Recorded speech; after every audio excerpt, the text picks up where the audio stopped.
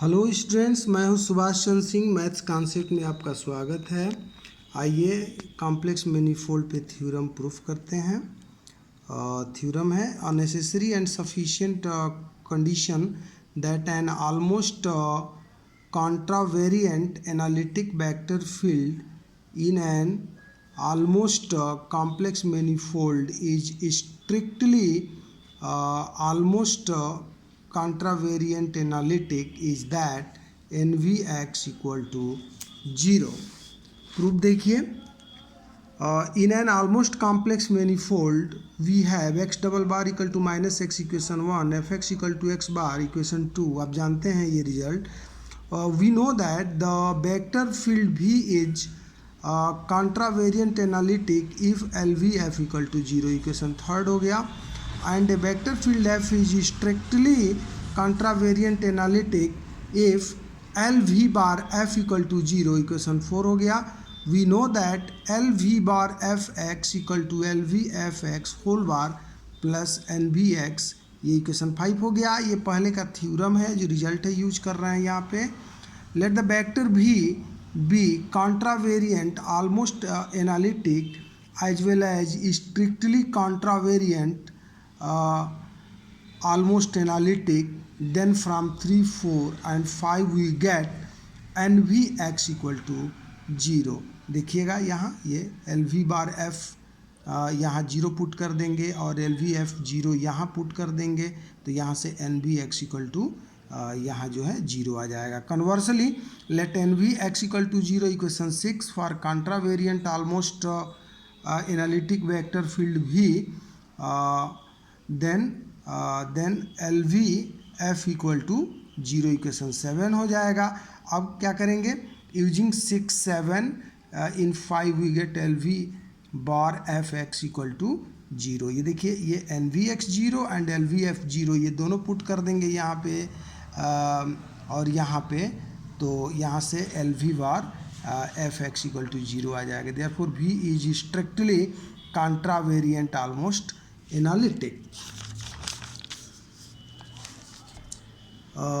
Next theorem है in an almost complex manifold a field V is ये है in an almost complex manifold a vector field V is contravariant almost analytic if and only if LVX bar equal to LVX whole bar। That is करके लिखा गया इसी को। आप जानते हैं इसी को LVX बार को VX बार ली ब्रैकेट, यहाँ देखिए LVX equal to VX Lie bracket होता है, तो इसी को LVX को VX लिख दिया गया, VX पे बार हो गया और यहाँ LVX बार को VX बार ली ब्रैकेट के रूप में ऊपर वाले कंडीशन को ही नीचे लिखा गया है अनदर फॉर्म में। प्रूफ हो गया in an almost complex manifold x double bar equal to minus x 1 हो जाएगा, FX equal to x bar equation 2 हो जाएगा। We know that a vector field भी in an almost complex manifold is contravariant almost analytic if LVF equal to 0, ये equation third हो गया। Again we know that LVFX equal to LV whole FX minus FLVX। ये बहुत simple है, आप यहाँ इसको समझ लीजिए। LVFX डिफरेंशिएशन रूल से पहले F को किया, X फ्री हो गया प्लस F फ्री हो गया और X का डेरिवेटिव हो गया LVX, तो ये प्रोडक्ट रूल से ये किया गया है। यहीं से LVFX इसको निकाल लेंगे तो ये सेकेंड टर्म जो है उधर चला जाएगा, माइनस हो जाएगा और उसी से ये लिखा गया है, आप समझ लीजिएगा। तो अब यहाँ देखिए इसमें जो है LVF ये 0 रख दीजिए, यहाँ से LVF ये 0 और जो है ये देखिए ये लेफ्ट 0 हो गया और यहाँ FX है तो FX की जगह पे X बार हो गया और यहाँ F हटेगा तो पूरे LVX पे बार लग जाएगा। तो इस तरह से 0 और इसको ली ब्रैकेट में लिख देंगे VX बार और ये LVX है तो VX हो जाएगा ली ब्रैकेट और ऊपर बार है तो ये बार हो गया। तो ये रिजल्ट आ गया, यहाँ से VX whole bar equal to VX bar आ गया। Conversely let LVX bar equal to LVX whole bar, ये मान लिया गया इसको। तो यहाँ से LVFX equal to L V, और देखिए ये जो एक्स बार है ना इसको लिख दिया गया एफ एक्स, और यहाँ L V x whole bar है तो इसको लिख लिया गया एफ एल वी एक्स। अब जानते हैं एफ हटता है तो बार लग जाता है, तो इसको इस रूप में लिख सकते हैं इम्प्लाइज। अब एल वी एफ एक्स को लिख सकते हैं, प्रोडक्ट रूल यहाँ लगाइएगा तो पहले एफ का differential L V F x and plus F L V x equal to ये हो जाएगा एफ एल वी एक्स। तो ये डिफरेंशिएशन रूल हो गया। और यहाँ से ये देखिए इसको आप लिख सकते हैं जो है एल वी, ये ऊपर वाली लाइन नहीं है, नीचे देखिएगा, L V F x equal to 0 आ जाएगा। यहाँ देखिए ये एफ एल वी एक्स दोनों साइड है तो ये दोनों कैंसिल हो जाएंगे, तो एल वी एफ एक्स यहाँ से कितने के बराबर आ जाएगा, 0 के बराबर आ जाएगा। तो ये लाइन अलग है, ये लाइन अलग है, ऊपर वाली लाइन अलग है ये।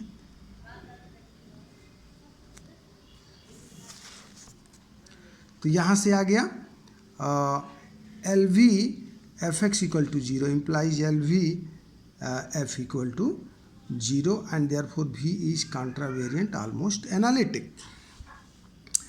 नेक्स्ट थ्योरम है, मोस्ट इंपॉर्टेंट है, in an almost complex manifold the Lie derivative of Nijenhuis tensor with respect to contravariant almost analytic vector field vanishes, that is LVN equal to 0। Most important theorem है, थोड़ा लेंदी होगा लेकिन आप समझेंगे तो आसानी से समझ सकते हैं। प्रूफ देखिए, in an almost complex manifold x double bar equal to minus x F x equal to x bar, ये इक्वेशन 1 हो गया, ये 2 हो गया। Let us consider a contravariant almost analytic vector field भी in an almost complex manifold, then we have, ये देखिए ये बड़ा इंपॉर्टेंट रूल है जो हम यूज करेंगे, वी एक्स बार देख रहे हैं equal to V x whole bar. इसको थोड़ा ध्यान से आप समझिएगा, इसका जब हम यूज करेंगे ना तो यहाँ देखिए इसको हम समझा रहे हैं, वी एक्स पे होल बार है और इसको हम यहाँ लिख रहे हैं वी एक्स बार। तो देख रहे हैं दो वेक्टर है वी कामा एक्स, तो ये जो टोटल बार है ना ये बार हट के दूसरे वेक्टर पे चला जाएगा। ये बड़ा इम्पॉर्टेंट रिजल्ट होगा जो हम इस थ्योरम में यूज करेंगे प्रूफ करने के लिए, ये ऊपर वाली लाइन। तो इसी को दिए दूसरे शब्दों में यहाँ लिखा गया है, दोनों साइड बार लगा दिया गया है और उसके बाद दोनों बार ये डबल बार हटेगा तो नीचे ये माइनस हो जा रहा है, ये इक्वेशन 3 हो जाएगा जिसका कि ये हम यूज करेंगे। द जैकोबी आइडेंटिटी ये होता है x y z plus y z x plus z x y equal to 0, equation 4 हो गया। ठीक है, ये जैकोबी आइडेंटिटी है, कहीं ज़रूरत होगी तो यूज करेंगे। इसके बाद ये हो जाता है the Nijenhuis tensor capital N in an almost complex manifold is given by nxy equal to x bar y bar minus xy minus x bar y whole bar minus xy bar whole bar। इसको लिखने का तरीका समझ लीजिए क्योंकि इसका use करना पड़ेगा आगे। कैसे है देखिए, पहले वेक्टर पे बार दूसरे वेक्टर पे बार, यहाँ दोनों वेक्टर सेम है एक्स वाई, और यहाँ देखिए फर्स्ट वेक्टर पे बार दूसरा वेक्टर फ्री है और ये उस पे टोटल पे बार हो जा रहा है, और यहाँ पहला फ्री होकर दूसरे पे बार है पूरे पे बार है। तो ये लिखने का तरीका आप आगे जान लेंगे। Taking lead derivative with respect to V in above equation we get. अब देखिए यहाँ लीड डेरिवेटिव भी के रिस्पेक्ट में हम ले रहे हैं, यहाँ देखिए एन एक्स वाई है तो प्रोडक्ट रूल अपनाएंगे। पहले देखिए एल भी एन का हुआ, एक्स वाई फ्री, अगली बार एन फ्री हो गया, एक्स का हो गया, एल भी एक्स वाई फ्री है और प्लस एन और एक्स फ्री हो गए, वाई का हो गया, तो ये हो गया एल भी वाई। तो ये एन का 3 टर्म आप प्रोडक्ट रूल से डिफरेंशिएशन समझ गए, पहले एन का हुआ फिर एक्स का हुआ फिर वाई का हुआ। और आगे बढ़िए तो आगे ये देखिए एक्स बार वाई बार है तो सिंपली एल भी एक्स बार वाई बार माइनस आगे टर्म एक्स वाई है तो एल भी लगा दिया गया एक्स वाई, फिर आगे सिंपली एल भी लगा दिया गया है सभी टर्म के पहले, तो ये फर्स्ट टर्म हो गया। फिर आगे बढ़ते हैं एल भी एन एक्स वाई प्लस, यहाँ समझिएगा ये L V N x y same लिखा गया है, ये एन है, L V x Lie bracket है, देखिए वी एक्स लिख लिया गया, ये एल वी एक्स है उसको लिख लिया गया वी एक्स। उसी तरह से हमें आगे भी लिखेंगे, एल वी वाई है उसको वी वाई लिख लिया गया, समझ रहे हैं। और इसके बाद इक्वल राइट हैंड साइड में आते हैं, देखिएगा ये एल वी है, एक्स बार वाई बार है, तो लीब रॉकेट में लिखेंगे तो पहला वेक्टर भी हो जाएगा और ये दूसरा वेक्टर एक्स बार वाई बार पूरा ये लीब रॉकेट दूसरा वेक्टर का काम करेगा। उसी तरह से आगे वाला term L V x y को लिख लेंगे भी और एक्स वाई लीब रॉकेट में, और ये L V x Y bar whole bar है तो भी comma X Y bar whole bar हो गया, और ये माइनस भी और ये देखिए इसको लीब रॉकेट में लिख लेंगे भी एक्स बार वाई बार, यहाँ देखिए समझाया गया एल वी एक्स को लिखते हैं भी एक्स, ये लीब रॉकेट है ऐसे लिखते हैं। आगे बढ़ते हैं, अब देखिए L V N x Y है, ये हो गया लिख लिया गया, इस टर्म की जगह पे ये L V N x y लिख लिया गया। अब ये देखिए एन, अब निजेनियस टेंसर हम इसी में यूज करेंगे, देखिए निजेनियस टेंसर दो वेक्टर है, पहला vector Lie bracket V x है और दूसरा वाई है, तो देखिए कैसे लिख रहा है। निजेनियस टेंसर ऊपर समझाए थे आपको, पहले वेक्टर पे बार हो गया, दूसरे वेक्टर पे बार, पहला टर्म चार टर्म होंगे, फिर माइनस, पहला वेक्टर सेम और दूसरा वेक्टर सेम, फिर माइनस, पहले वेक्टर पे बार ये देखिए और दूसरा वेक्टर फ्री और फिर पूरे का बार माइनस, फिर पहला वेक्टर फ्री हो जाएगा, यहाँ देखिए दूसरे वेक्टर पे बार पूरे का बार, तो ये चार टर्म हो गए, चार पद हो गए। यहाँ से ये केवल इसका मान लिखा गया, उसी तरह से इसका मान लिखेंगे N x L V y, ठीक उसी तरह से देखिए पहला वेक्टर पे बार दूसरे पे बार, फिर माइनस, पहला वेक्टर फ्री दूसरा vector same, first vector second vector minus, पहले पे बार दूसरा फ्री पूरे का बार माइनस पहला फ्री दूसरे पे बार पूरे का बार, समझ लीजिए। और इसके बाद इक्वल हम आ जा रहे हैं राइट हैंड साइड पे, तो राइट हैंड साइड इसका देखिए कितना है, यहाँ देखिए भी एक्स बार वाई बार वही है, भी एक्स वाई वही है, minus V x Y bar whole bar, देखिए ये राइट हैंड साइड है माइनस ये राइट हैंड साइड हमने सेम लिखा है। अब ऊपर वाले एक्सप्रेशन के को आप ध्यान से समझिएगा जो हम यूज करने जा रहे हैं, देखिए यूजिंग इक्वेशन थर्ड हम लिख भी यहाँ रिमार्क भी कर दिए हैं, क्या थर्ड यूज करना है, बी एक्स होल बार है, ध्यान से समझिएगा इसको कैसे लिखा जाएगा, पहला वेक्टर भी है और ये जो पूरा जो बार है ये सेकंड वेक्टर पे लगा दिया जा रहा है, यानी इस तरह से हम यूज करेंगे, ऊपर वाले बार को हटा के सेकंड वेक्टर पे लेते आएंगे, और साथ ही साथ हम यूज करेंगे जहाँ एक्स डबल बार होगा उसको माइनस एक्स, ठीक है, समझिएगा।